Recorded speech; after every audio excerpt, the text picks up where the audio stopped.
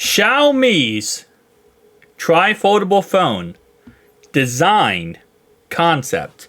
So I wouldn't say this is a leaked concept or a leaked design. This is what it could look like based on reports and based on what people are speculating. Again, at the end of the day, we don't know exactly what it will look like until they release it. But this is the idea. So we have a camera bump on the back, which looks like a 3 cameras plus a flash. We obviously have the 3 separate panels, which is pretty typical to this. We have 2 hinges, 3 separate panels. We go over to the edge here. When fully folded together, it kind of reminds me of a Z Fold 4, which a lot of these tri-foldable phones look like a Z Fold 4 when folded, just because of how thick they are. You can't really do much about that. I mean, even if you made the screens as thin as humanly possible, you're stacking up 3 separate displays on top of each other. At some point, you're going to get a phone pancake, and you're not going to be able to make it any thinner. You got the front here, and as you can see with the front, and this is the real issues with tri-foldable phones, is that you see this little lip right here, how the lip does kind of go over. This is the problem with tri-foldable phones, and why they usually don't work, is because the outside display can't just be a typical candy bar cell phone outside cover display, like we see on the Pixel Fold, like we see on the Galaxy Z Fold series. You can't have that. And the reason why is because it has to have that, fold. It has to be an outside foldable display that curves inside to make the tri-foldable phone happen. That's usually the biggest issue, is durability, because how do you protect this outside curve right here? You can't. So if you put it in your pocket or you put it in anything pretty much, you are risking the chance of dust or debris in your pocket or your bag to scratch up against this and really just destroy this outside display. And I don't think there's ever going to be a way or a solution to avoid this from being scratched up and messed up.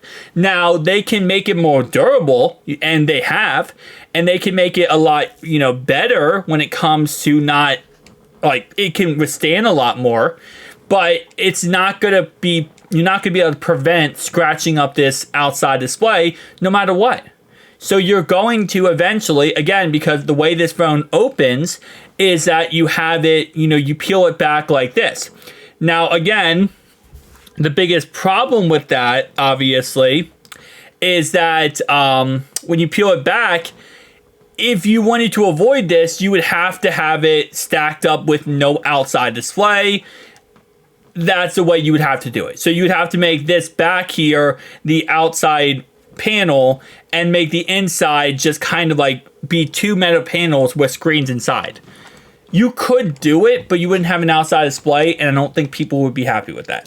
So again, it's just not going to work. I feel like it's never going to truly be able to 100% hit the market at a global scale, because you're going to have to tell people, hey, listen, you can trust that this won't break. And not only the $3,000 price tag is ridiculous, by the way, absolutely freaking ridiculous.